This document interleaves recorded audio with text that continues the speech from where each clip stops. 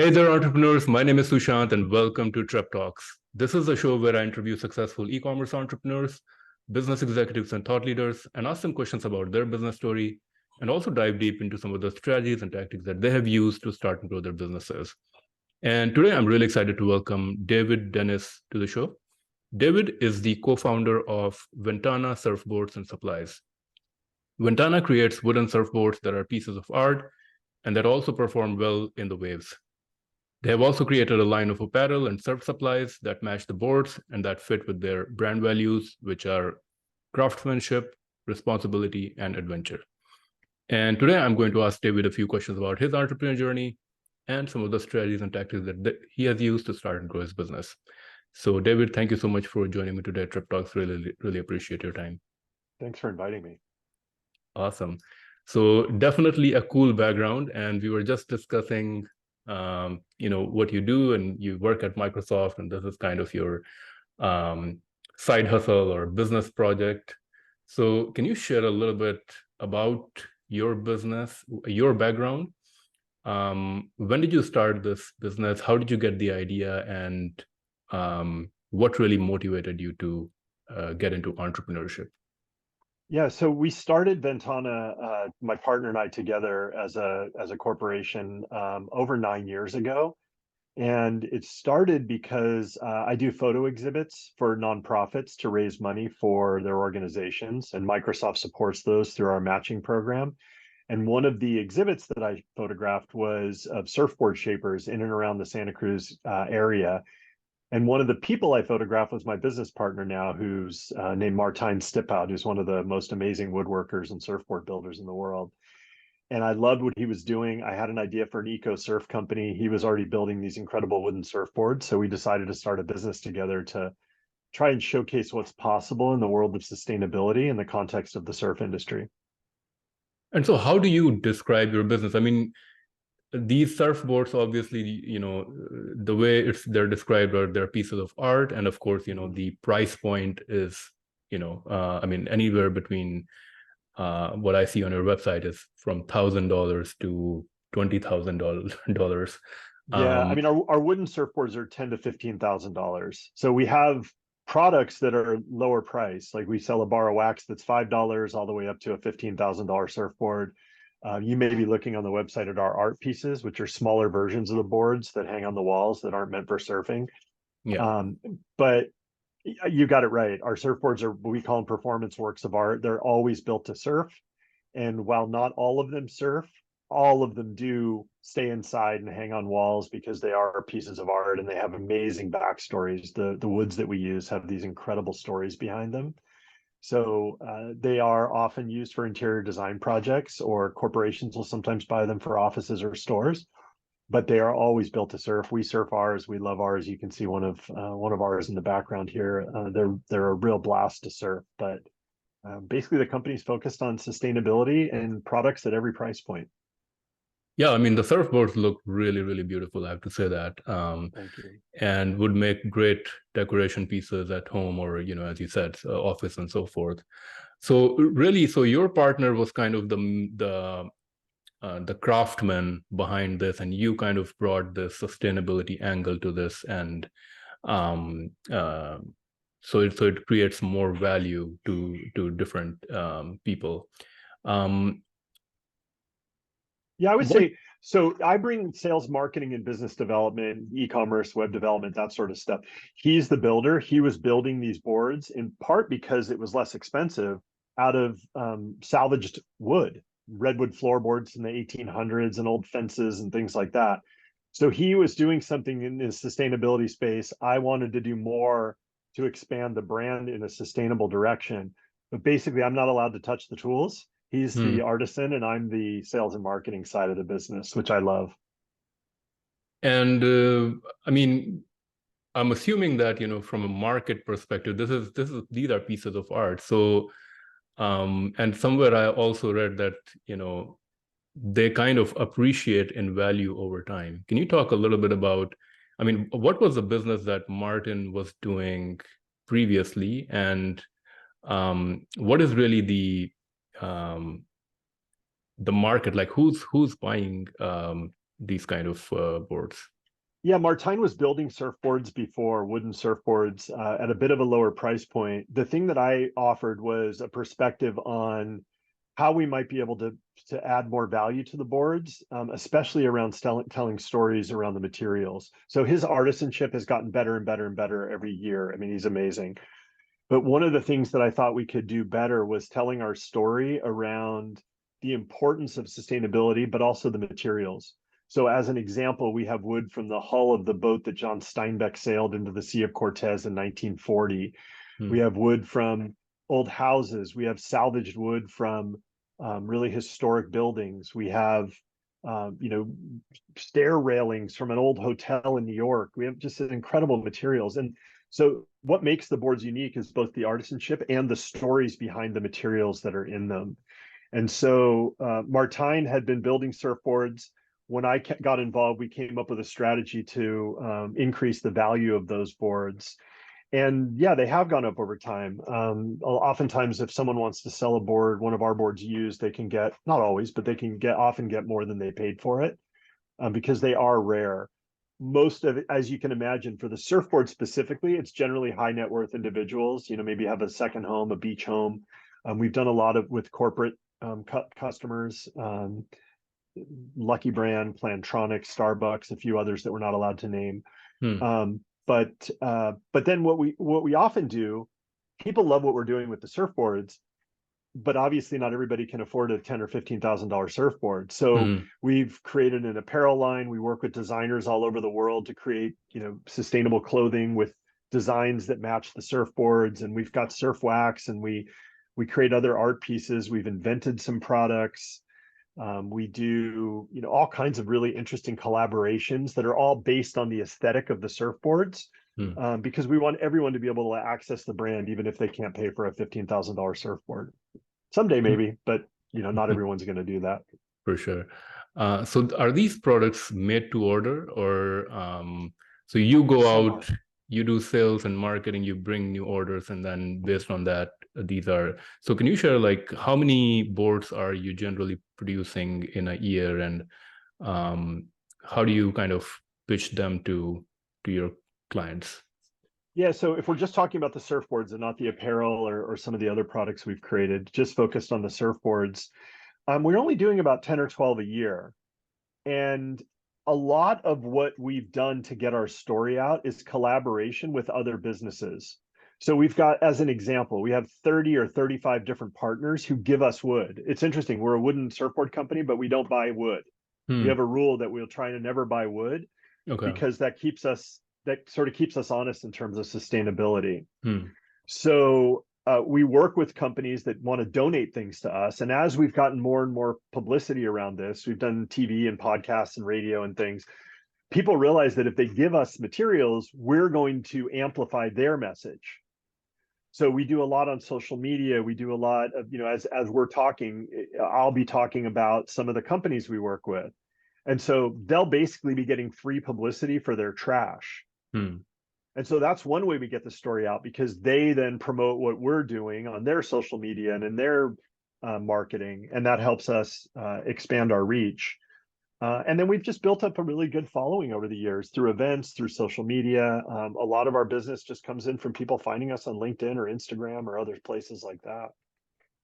And the other product lines, your apparel, surf supplies, the smaller items, I mean, that's really kind of the e-commerce business that you have. Yeah, can you talk a little bit? Yeah, sure. Yeah, we do sell surfboards online. Like, it's not uncommon for somebody to just find us through Instagram and buy a $12,000 surfboard on the website. It doesn't happen that often, but it's happened a bunch.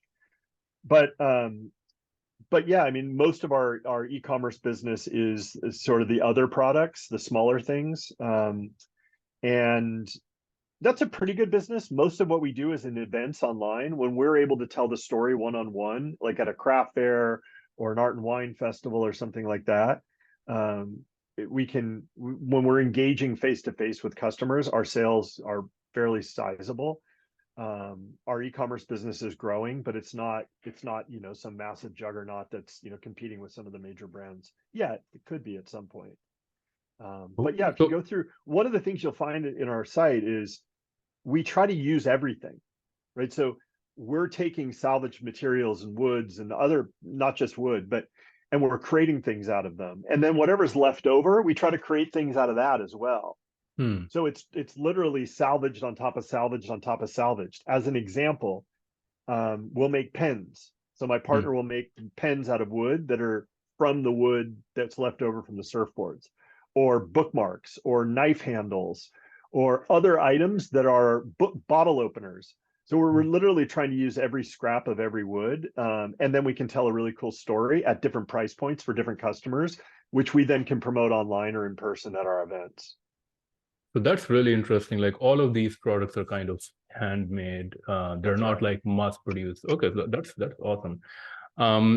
So your main channel is really your website, or are you selling, because these kind of handmade items I would assume would do well on a platform like Etsy. Are you also selling on any of these marketplaces? We do have an Etsy store, but I'm actually just this week starting to do more with Etsy, although they have some odd thing right now, some bug that's keeping us out of the store because of some tax issue that they're not understanding. But anyway, yeah, we built out Etsy. We basically, what we do is we're on Shopify, and we've got almost every selling platform integrated into Shopify with the exception of Amazon.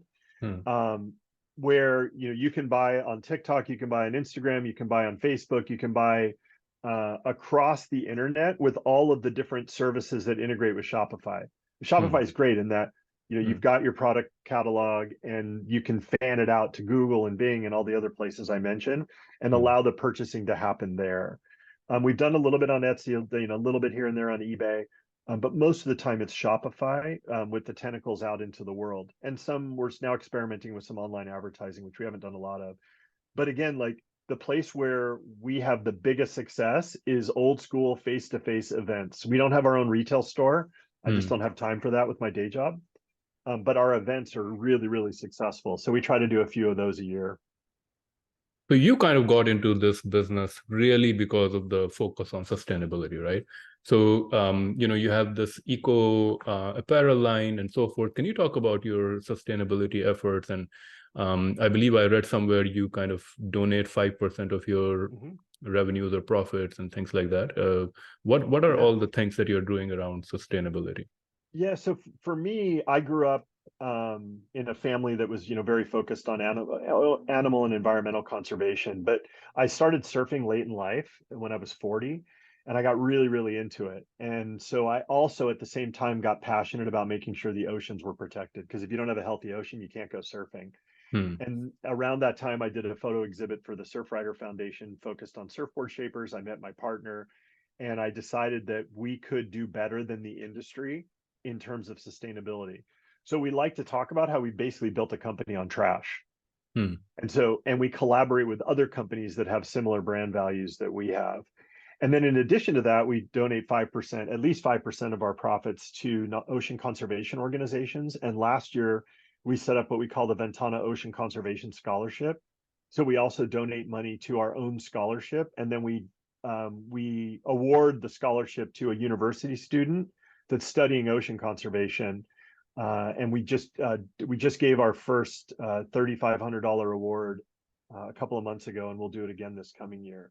So we're not just about creating products that are sustainable and showcasing what's possible with trash, but also donating money to organizations and people that we think are doing good work. What do you think about your business model? And how do you see it? Like, what is your kind of like future goal with this? Like, I mean, this is a part-time project for you right now, but is there any scalability in what you're doing right now? There's not really scalability in the surfboards. The surfboards will always be handcrafted, artisan performance works of art that are maybe 10 or 12 a year. What we think we can grow, and maybe, as I at some point retire from Microsoft and want to put more time in this, I can envision us growing the brand where we've got, apparel that matches the aesthetic of what we're doing, and growing the apparel business, and growing some of the accessories, because we think that can scale. And we always want to be true to the core of the surf brand and these amazing artisan surfboards. But I think, I can envision us opening retail at some point and potentially growing a wholesale business where we expand the apparel line. Okay. I mean, wholesale you can still do like online with a platform like Fair. Have you Sure. have you considered, or are you already on that platform? No, we're not. We've done some stuff early on with Brand Boom, which was a kind of a wholesale platform, and I know there's wholesale tools for Shopify. The problem that we found with wholesale was it's a heck of a lot more work than I expected. Mm.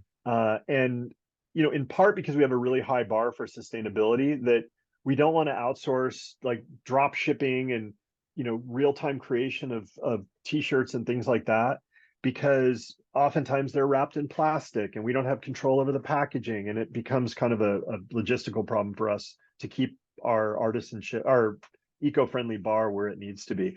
The other problem with wholesale is the margins aren't as good.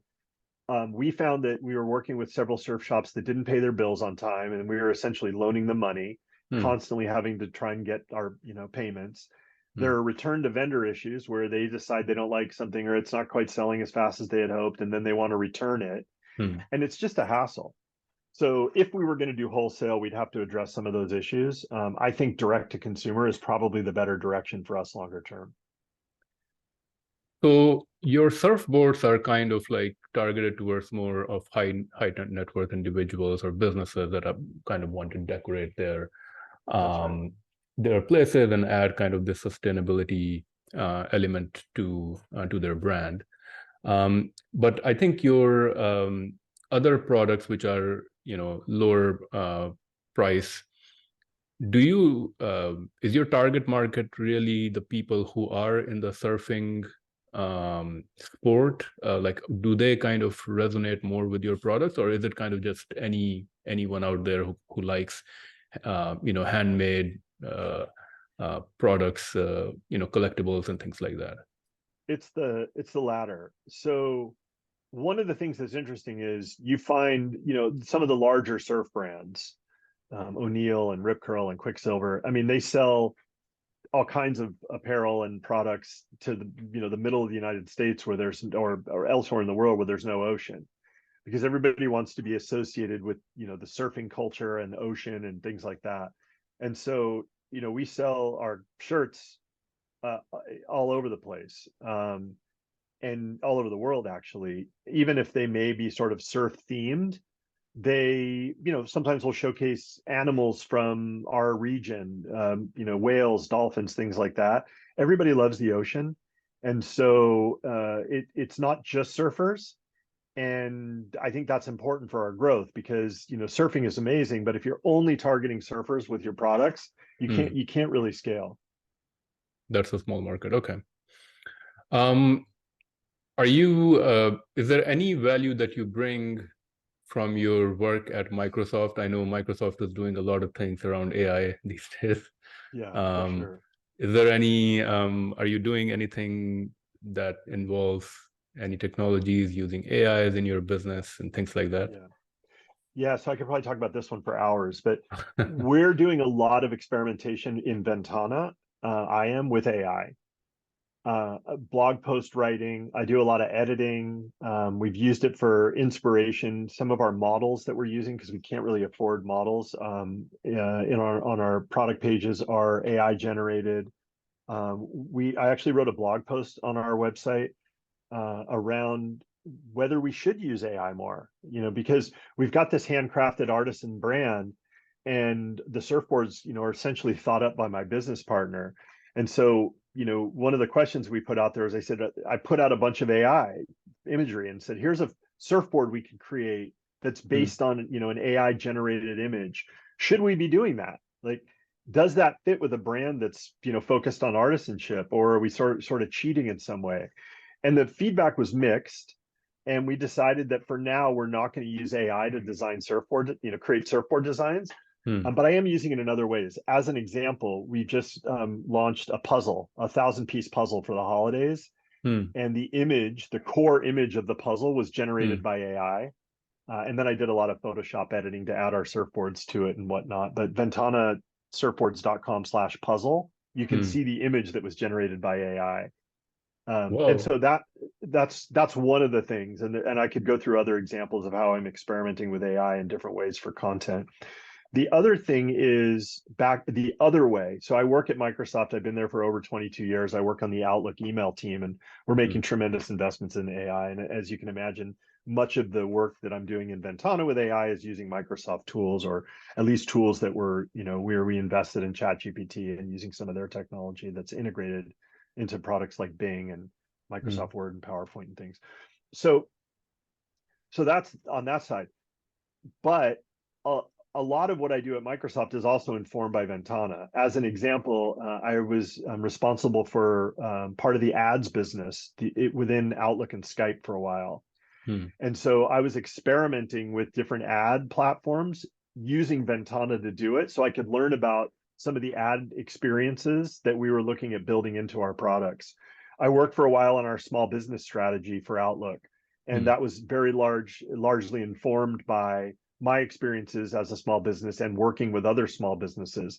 mm. And so Microsoft, the folks that I work with, are fine with me, working on Ventana on the side, because it's helping me use our tools and learn about them and give feedback, but also informing some of the work that we do in Microsoft, because I have this direct small business background. Wow, that's very nice. And I'm looking at the puzzle page, and the image, it's beautiful. I mean, how did you put your surfboards in that image? Like, did you, how did So you that so integrate that? Yeah, so this would be another hour-long conversation, but so it looks like just a standard AI image, but there's actually a few different tools that I used, and I'll just give you a quick summary. Mm. Um, the initial image was generated by Midjourney, which is not a Microsoft Yep. technology, but it's a terrific image generator. And basically, what I said was create. I think I said create a surf shop in a redwood tree, Mm, and that's what it came up with.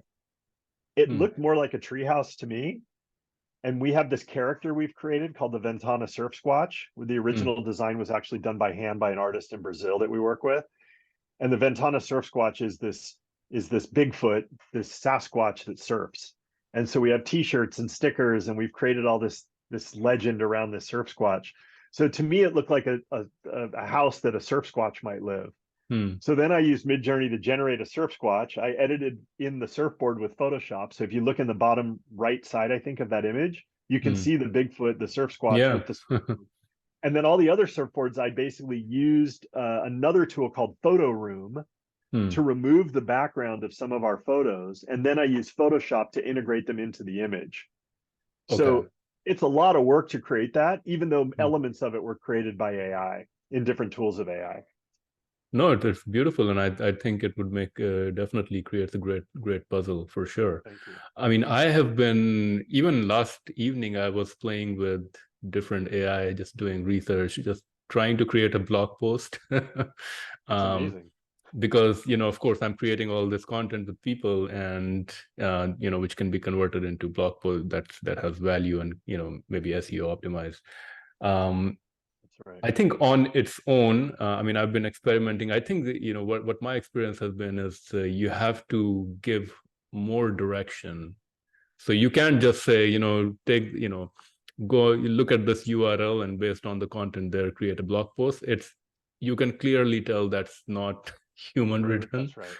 Yeah. You have to provide more structure. I mean, what have you been doing in terms of content creation with AI, and what has been your experience? Yeah, I mean, I look at it as a performance enhancer. Like, it accelerates my ability to do work. But it's not, if all I did was write a blog post on sustainability and surfboards, and then just copied and pasted it, it would be very kind of it would be obviously AI, I think, and it would be fairly generic. Now, I might want to do that because it'll help me with that search engine optimization or something like that. But I think one thing people forget about AI is that most of these tools it's chat, it's a conversation, Yeah. right? So I might say, write a blog post about sustainability and surfing, and then it comes back with something, and I'll say, okay, rewrite it, but make it shorter and incorporate the concept of hollow wooden surfboards from Ventana into the blog post. And I'll just keep iterating until I get a core that I like, and then Hmm. I'll edit the heck out of that. So it's helped me get started, but it's not I guess in some context, there might be a reason why you just copy and paste it somewhere, but But I don't do that. I use it. I chat a lot. I use it as a way to generate drafts. I'll give you a really interesting use case that I used it for recently, and I incorporated Microsoft Teams with ChatGPT, or chat.bing.com, which is Microsoft's one of Microsoft's iterations of ChatGPT, or built on top of it. I write a quarterly article for a magazine called Santa Cruz Vibes, and the one that just came out this week was an interview with somebody similar to what you and I are doing. And I interviewed the person in Teams, Microsoft Teams. Teams has transcription capabilities, as many of these tools do, but it also provides a recap and an AI generated summary of the conversation. So it's like, it's not just the transcript, but it's automated notes. And so what I did with this interview with this gentleman, a guy named Matt Swinnerton, who runs a great organization called Event Santa Cruz, I interviewed him, transcribed it, used the AI generated notes from the conversation, put it into ChatGPT, and I said, take these interview notes and write an article about it for a magazine. And the magazine's targeting local people in Santa Cruz as well as tourists. And it came out with a pretty darn good initial draft of an article with some structure that I could work with. Now, I spent hours editing that, but it was a really interesting way to take the transcription of an interview, turn it into use AI, two different AI tools essentially, to turn it into the foundation that I could then work with. It just made the writing the article faster. So I don't think it's cheating. It wasn't plagiarism. It just was a way to accelerate the creation of the article that ultimately was my work, because it was my questions, there was the responses of the subject, it was my editing. It just helped. Exactly. I think that's what I find. It helps you to get started, but then you have to spend some time editing and just making it your own. I mean, you're working at Microsoft, and I'm assuming Microsoft is making a lot of investment towards AI and things like that. What do you see as the future? I mean, for content creation, let's say, for example, right? I mean, I'm assuming that 5 years down the road, what we are considering now as, something that can help you get started will probably be as good as human, or, kind of approaching there in terms of writing articles and things like that.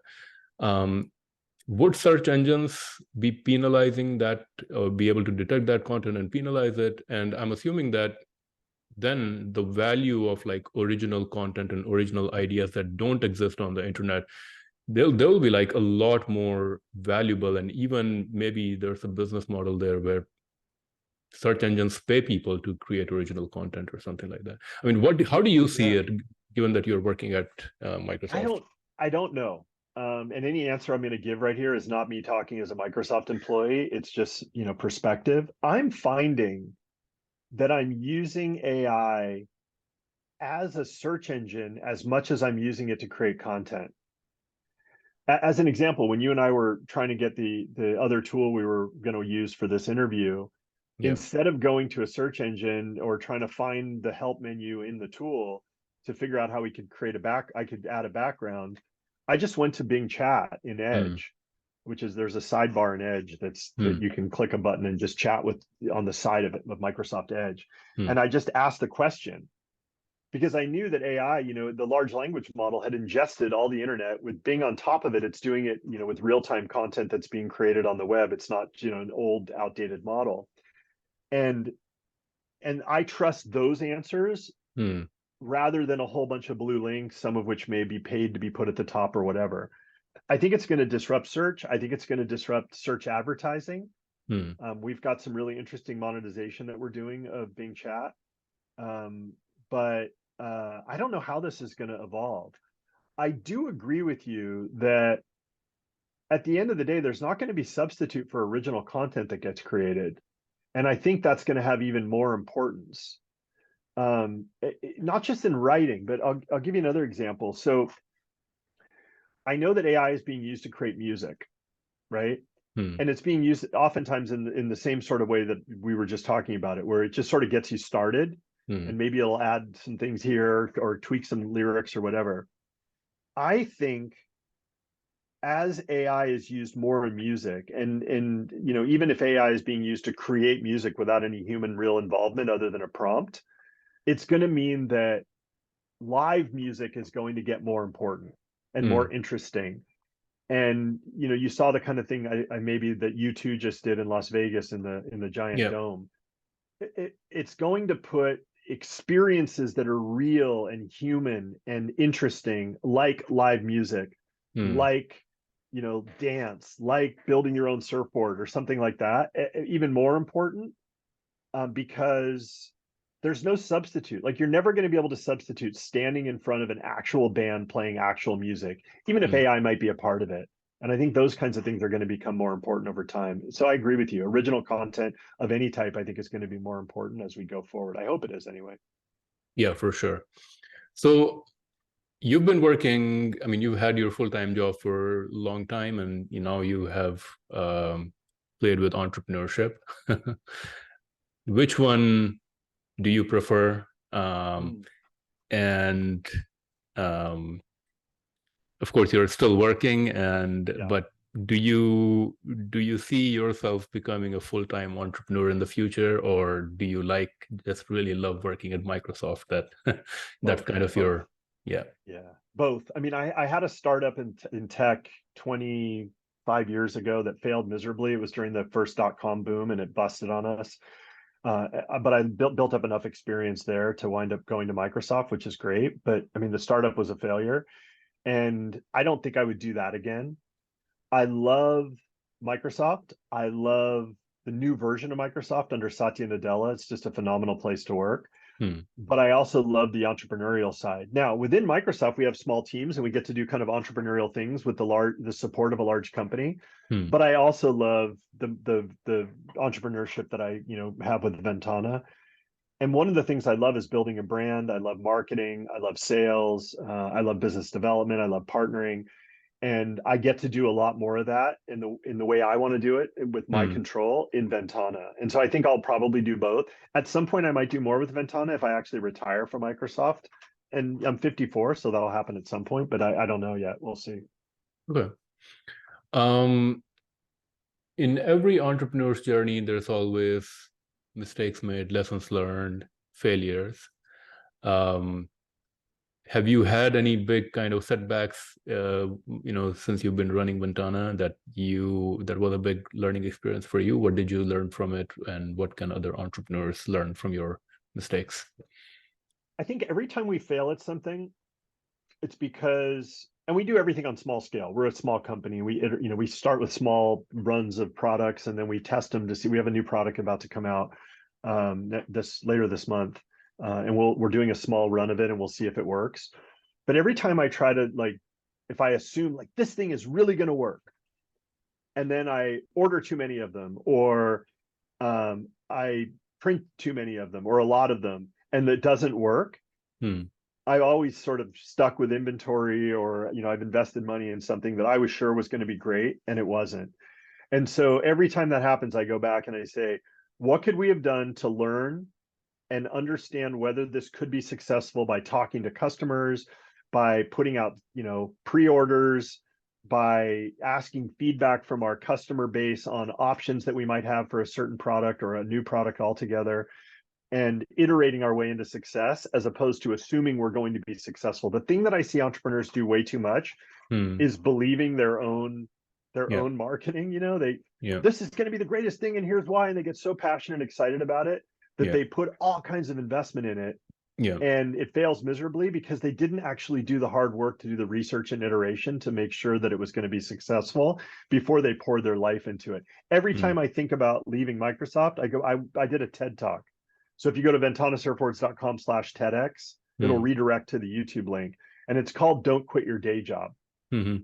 And so I definitely will not quit my day job unless something really big happens with Ventana and I know it can take off and support me. But I'm not going to make an assumption that that'll happen unless we iterate and start small, in ensuring that we're going to be successful before we go and put a bunch of resources in that. I think that's a great advice. Unless somebody knows that, they have found that product market, like they have discovered that market. That's right. I think it's a great advice to continue your job, because otherwise it's like there's the risk outweighs the rewards, I think. I think the other failure I have is that I try to control too much myself. My partner and I have very distinct skills. Like I can't cut wood straight, and so he's great doing all the artisanship and all building the products. And I do, way too much. Like what I really need to do is we need to bring on a couple more people, and maybe as partners in the company, and just let them run. And I guess I've got to get over the fact that I, sometimes don't want to give up control. But if I were to ever, do Ventana full time, I'd have to do that. Right now, it's more of a fun project. So, I mean, to follow up on that point, what is your team right now? Are you just the two people, or do you have someone who's kind of helping you with marketing or fulfillment and these kind of things? I do everything other than, not everything. The building of the products is really a lot of work, but all the social media, all the blog posts, all the e-commerce management, even fulfillment, I do all of it. Your fulfillment is in-house? Okay, wow. Yeah. And again, we don't do a ton of volume online. Yeah. Most of what we do is events. So we'll do a big order of, whatever, make a bunch of products, and we'll do a big event. We'll do a couple over the holidays. And so most of our fulfillment isn't really fulfillment because we're selling literally direct face-to-face. But yeah, I mean, I'll sometimes in a break between meetings, I'll be printing out labels on ShipStation or through Shopify. And yeah, at some point, obviously, if we scale, I won't be able to do that. Wow, very nice. Now I'm going to move on to our rapid fire segment. In this segment, I'm going to ask you a few quick questions, and you have to answer them maybe in a couple of words or a sentence or so. Cool. One book recommendation for entrepreneurs, and why? The Lean Startup, because it's all about iteration and starting small and learning from data and iterating your way into success. Very, very, very nice book. Yeah, for sure. An innovative product or idea in the current e-commerce, retail, or tech landscape that you feel excited about? We talked about AI. I'm just extremely excited about the potential for AI. As far as e-commerce, I just have never found a tool that's as powerful and useful and user-friendly as Shopify. Yeah, for sure. A business or productivity tool or software that you would recommend, or a productivity tip besides the Microsoft Office suite?